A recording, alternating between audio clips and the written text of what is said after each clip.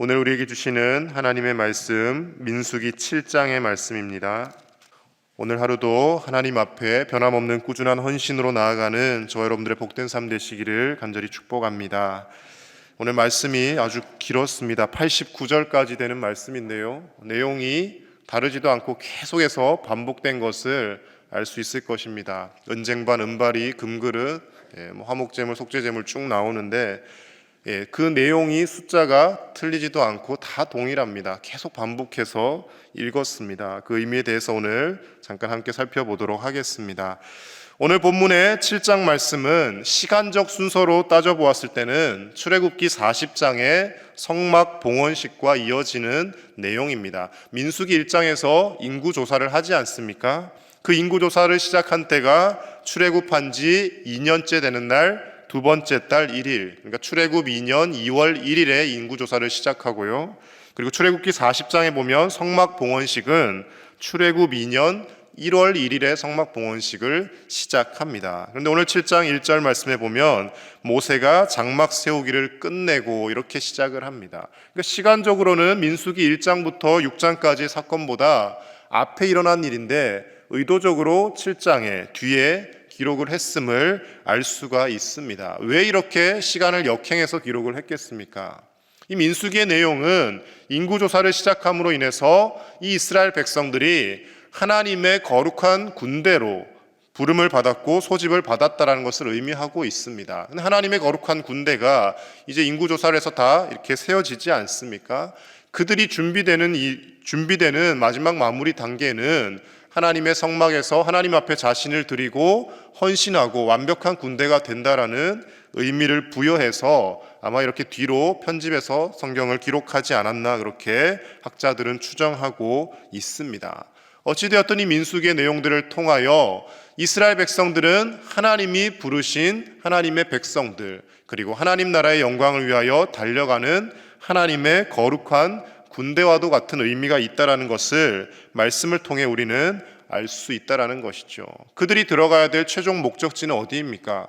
하나님이 그들의 조상 아브라함과 이삭과 야곱과 약속하신 가나안 땅입니다. 그 가나안 땅에 가기까지는 광야라는 곳에서 그들이 끊임없이 훈련받고 끊임없이 하나님의 음성을 듣고 하나님의 도움 없이는 살 수 없습니다라는 것이 몸에 습득되어서 정말 하나님밖에 우리를 구원해 주시고 우리를 인도해 주실 분이 계시지 않는구나, 그것이 뼛속까지 새겨지도록 하기 위해서 오랜 시간 동안 그들은 훈련을 받게 된다라는 겁니다.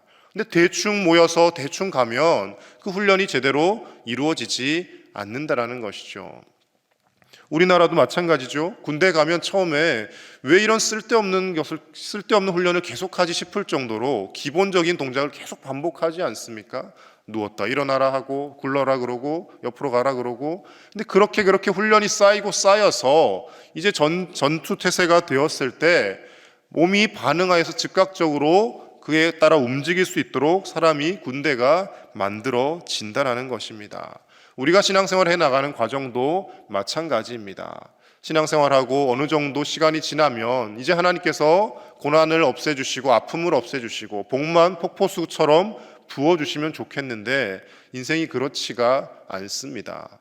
하나님 예비하신 천국, 하나님이 말씀하신 그 가나안 땅과 같은 천국에 들어가기까지 끊임없이 우리는 이 땅에서 하나님의 자녀로서 하나님의 거룩한 군대로서 훈련받는 생활을 하게 되어진다라는 겁니다. 최종적으로 하나님 나라에 들어갔을 때 이제 그곳에서는 눈물도 아픔도 고통도 없이 하나님의 임재가 매일매일 체험되어지고 하나님과 함께 살아가겠노라고 계시록의 말씀을 통해서 하나님은 우리에게 알려주고 계십니다. 그렇다면 이 훈련의 기간, 광야의 기간을 통하여서 하나님께서는 우리가 어떤 하나님의 백성들이 되기를 원하시는지 말씀을 통해 간단히 살펴보겠습니다.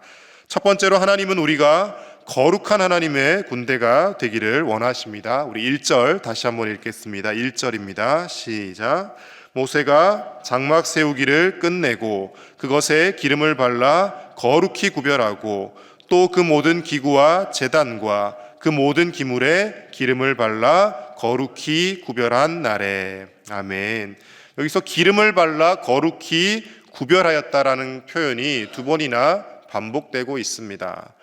하나님께서 모세에게 명령하신 대로 모세가 성막을 제작합니다. 출애굽기 40장에. 그리고 하나님의 임재가 그곳에 가득하게 됩니다. 그리고 또 한 가지 했던 행위가 바로 기름을 발라 거룩하게 그 모든 기구들을 구별하였다라는 겁니다. 어찌 보면 성막에 드려진 기구들이나 그 재료들이 뭐 좀 귀중한 재료들도 있고 평소에 잘 보기 힘든 재료들도 있었겠지만, 그러나 그 재료들, 기구들 하나하나 따져보면 일상생활에서도 쓸 수 있는 것들입니다. 그런데 그것에 기름을 바른 이유는 이것은 하나님 앞에 드려진 거룩한 하나님의 성물임을 구별해서 나타내고 있다라는 것입니다. 여러분, 이 강대상 여기 단상도 나무로 만들어져 있지 않습니까? 나무가 이 단상이 될 수도 있고, 나무가 밭에서 나무를 찍는 도끼의 자루가 될 수도 있고, 나무가 온갖 것으로 또 공사 현장에서 쓰이는 각재 재료가 될 수도 있습니다. 같은 나무이지만 어디에 쓰느냐에 따라서 그 쓰임새가 다르지 않습니까? 하나님의 성전에 드려지고 예배를 위해서 이렇게 짜여진 이 단상은 거룩하게 하나님 앞에 드려진 헌물이 되는 것이죠. 비단 기구뿐만 아니라 하나님은 우리 한 사람 한 사람이 하나님 앞에서 이렇게 기름을 바른 거룩한 하나님의 백성, 하나님의 군대가 되기를 원하신다라는 것입니다. 그렇다면 오늘날 우리는 무엇으로 거룩하여지겠습니까? 우리 몸에 기름이라도 늘 이렇게 발라야 되겠습니까? 그런 것을 하나님이 원하시는 것은 아닐 것입니다. 예수님께서 이 땅에 오신 이후로 이제 성령님께서 우리 안에 계십니다. 그렇다면 그 성령님께서 충만하게 우리 가운데 늘 역사하실 수 있도록 우리는 말씀과 기도로 거룩함을 입는 것입니다. 그래서 디모데전서 4장 5절 말씀에 이렇게 우리에게 말씀합니다. 하나님의 말씀과 기도로 거룩하여짐이라, 이렇게 표현하고 있습니다. 구약시대 때는 어떤 제사의 행위가 강조되고 어떤 그 행위를 통하여서 하나님이 우리를 이렇게 인도하셨구나, 이렇게 사랑하시는구나 하는 것을 사람들에게 나타내었다면, 이제 예수 그리스도께서 오신 이후로는 성령께서 우리와 함께 하시기 때문에 행위도 물론 중요하지만 그 행위와 의식보다는 우리가 하나님의 말씀으로 거룩해지고 새로워지는 것이 훨씬 더 중요하다라는 것입니다. 앞서 말씀드렸듯이 나무가 다 똑같은 나무가 아니듯이 하나님 앞에 드려진 것이 헌물이 되고 하나님 앞에 거룩하게 쓰임받듯이 우리가 예배당에 나와 앉아있지만 우리가 하나님 말씀과 기도로 거룩하여졌을 때 하나님 앞에 쓰임받는 하나님의 백성, 하나님의 군대로 사용되어지는 줄로 믿습니다. 오늘 하루도 하나님의 말씀과 기도로 우리가 거룩함을 입어서 하나님이 기쁘게 사용하실 수 있는 하나님의 거룩한 군사로 살아가실 수 있기를 주님의 이름으로 간절히 축복합니다. 두 번째로, 하나님은 우리가 각자 주신 은사대로 사명에 충실하기를 원하십니다. 4절과 5절 말씀을 우리 같이 보겠습니다. 4절 5절입니다. 시작. 여호와께서 모세에게 말씀하여 이르시되 그것을 그들에게서 받아 레위인에게 주어 각기 직임대로 회막 봉사에 쓰게 할지니라. 아멘. 이스라엘의 지휘관들이 이렇게 하나님의 성막이 완성되고 나서 하나님 앞에 봉헌물을 드렸습니다. 그랬더니 덮개 있는 수레 6대와 소 12마리가 나왔습니다. 당시에 광야 생활을 하며 이렇게 유랑을 하고 있는데 수레 6대와 소 12마리가 작은 그런 가치의 재물들은 아닐 것입니다. 근데 이것이 나왔습니다. 그것을 이제 회막 봉사에 쓰게 하도록 각기 직임대로 나누어 주라고 하나님께서 말씀을 하십니다. 그래서 뒤에 7절부터 9절 말씀에 보면 게르손 자손들에게는 수레 2대와 소 4마리를 주고요, 므라리 자손들에게는 수레 4대와 소 8마리를 줍니다. 그런데 특이한 것은 9절에 고앗 자손에게는 수레도 주지 않고 소도 주지 않았다라고 표현하고 있습니다. 왜 고앗 자손에게만 수레도 주지 않고 소도 주지 않았겠습니까? 서로 맡은 역할이 다르기 때문입니다. 이 고앗 자손들은 하나님의 법궤, 언약궤, 그리고 성소의 기구들을 항상 어깨로 메고 운반하는 역할을 감당하는 사람들이었습니다. 성소의 그 많은 기구들, 금그릇, 은그릇, 은쟁반, 아까 은바리 이렇게 있지 않습니까? 그것을 이동할 때 수레에 싣고 가는 것들이 있는가 하면 하나님께서 명령하셔서 반드시 고앗 자손들이 또는 제사장들이 어깨에 메고 가라고 한 것이 있었습니다. 서로의 감당해야 될 역할들이 다르다라는 것이죠. 오늘날 우리의 신앙생활의 모습과 비교해 보면 함께 교회에서 신앙생활을 하는데 어떤 사람은 뭔가 좀 교회에서 편한 역할을 감당하는 것 같고 왜 나만 이렇게 힘든 일을 늘 맡아서 하는가 싶을 때가 있습니다. 저 사람은 별로 힘들이지 않고 앞에서 돋보이고 드러나는 역할을 맡는 것 같고 나는 뒤에서 죽어라 열심히 봉사하는데 사람들이 잘 알아주지도 않는 것 같고 드러나지도 않는 것 같고 그럴 때 이제 섭섭한 마음이 들기도 하죠. 사람들이 저 사람만 자꾸 열심히 한다고 인정해 주는 것 같네. 내가 알고 보면 더 열심히 하는데 이런 비교의식들이 생기는 것이 사람이라면 당연할 수도 있습니다. 근데 하나님께서는 각각에게 주신 은사가 다르고 그 받은 은사대로 감사하며 충성하며 일하기를 원하신다라는 겁니다. 만약에 고아 자손들이 왜 우리는 수레도 주지 않고 소도 주지 않습니까? 라고 따졌더라면 이들의 생활이 평화롭게 이루어질 수가 없습니다. 군대에서 지휘관의 역할이 있고 병사의 역할이 있고 또 총기를 다루는 사람이 있고 또 보급을 하는 사람이 있듯이 서로 맡은 역할이 다르듯이 우리가 교회 내에서 하나님 나라를 위하여 일함에 있어서도 하나님이 주신 은사대로 서로의 맡은 역할들이 다르다라는 것입니다. 내가 보기에는 저 사람 일이 더 쉬워 보이고 저 사람이 하는 일이 더 드러나고 영광을 받을 것 같지만 하나님 보시기엔 그렇지 않다라는 거예요. 드러나지 않을지라도 사람들이 몰라준다 할지라도 누가 기억하십니까? 하나님께서 기억하고 계신다라는 겁니다. 하나님의 생명책에 하나하나 기록하시고 하나님이 주실 상급에 빠짐없이 기록하고 계시다라는 것을 우리가 믿지 못하면 평생 하나님 앞에 헌신할 수 없고 봉사할 수 없습니다. 조금 하다가 서운한 마음이 찾아들기 마련입니다. 가장 드러나는 사람은 누구입니까? 저 같은 목회자이죠. 앞에서 말씀을 전하고 늘 앞에 서야 되니까. 그리고 뒤에서 묵묵히 헌신하는 성도들의 그 수고와 헌신이 잘 드러나지 않는 것 같지만 하나님께서는 목회자의 앞에서 드러나는 헌신을 더 크게 보시고 그것이 아니라 하나님 앞에 드리는 헌신을 똑같이 보신다라는 겁니다. 베드로도 그랬습니다. 예수님이 부활하신 이후에 만난 이후에도 끝까지 끊임없이 요한과 자기의 삶을 비교합니다. 넌 앞으로 순교를 하게 될 것이다 라고 예수님 말씀하시자 그렇다면 저 제자는 어떻게 되겠습니까? 요한은 어떻게 되겠습니까? 그새 또 물어봅니다. 예수님 말씀하시지 않습니까? 내가 다시 재림해서 올 때까지 요한을 살려둔다 할지라도 그것이 너랑 무슨 상관이 있느냐? 너는 나를 따르라 라고 말씀하십니다. 네가 힘든 일을 좀 더 감당한다고 한들 그것이 무슨 상관이 있느냐? 하나님이 내게 주신 자리가 있고 내게 주신 사명이 있지 않느냐라고 예수님께서 베드로를 따뜻하게 격려하시며 설득하십니다. 하나님 우리에게 각자에 주신 자리가 있습니다. 그 자리와 역할에 기쁨으로 충성하며 헌신하며 아무리 우리가 수고하고 헌신한들 예수님께서 우리를 살리기 위하여 십자가에서 당하신 고통에 비할 바가 되지 못함을 우리가 날마다 새기며 나아가실 수 있는 저와 여러분들의 삶이 되실 수 있기를 간절히 축복합니다. 마지막 세 번째로 하나님은 변함이 없는 꾸준한 헌신을 우리에게 기대하십니다. 앞서 우리가 89절까지 계속해서 반복적으로 읽지 않았습니까?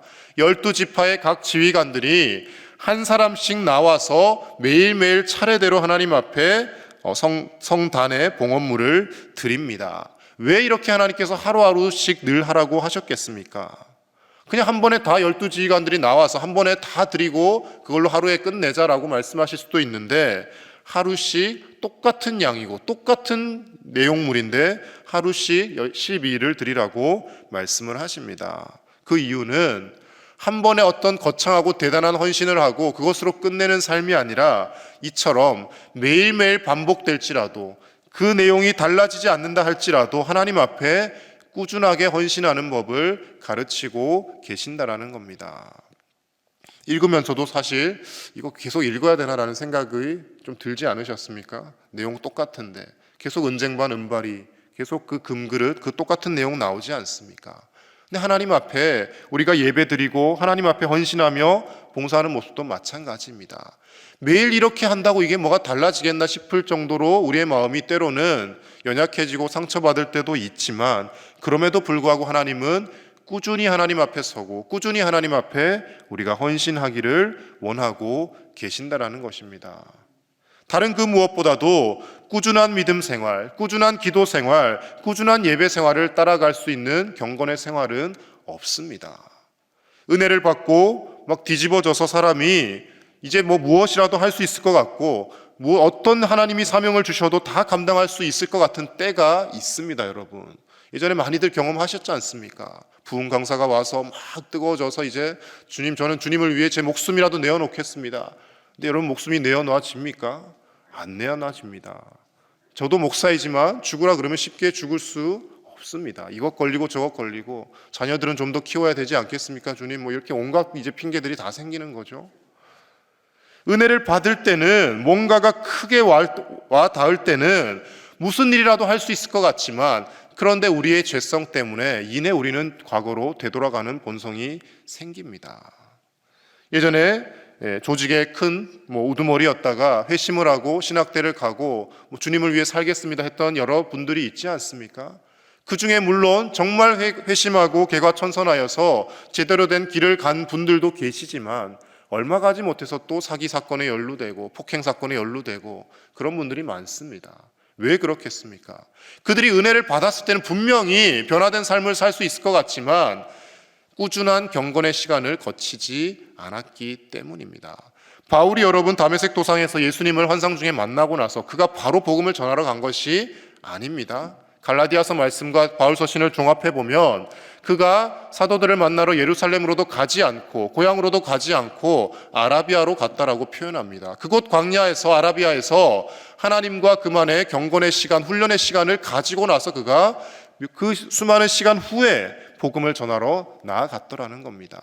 꾸준한 경건과 신앙생활, 하나님 앞에 헌신의 생활이 뒷받침되지 않으면 우리의 신앙생활은 작은 고난에도 흔들리게 되고, 사람들이 인정해 주지 않는 것에 서운함을 느끼게 되고, 내가 하나님 앞에 대접받지 못한다라는 그런 마음으로 이내 또 하나님 앞에서 돌아서는 일들이 생겨나더라는 것입니다. 오늘 이 새벽 나온 사랑하는 우리 제일의 모든 가족 여러분, 그리고 영상으로, 방송으로 새벽 예배에 참석하시는 모든 분들, 꾸준한 헌신으로, 변함없는 헌신으로 하나님 앞에 설 수 있는 저와 여러분들의 삶이 되실 수 있기를 간절히 축복합니다.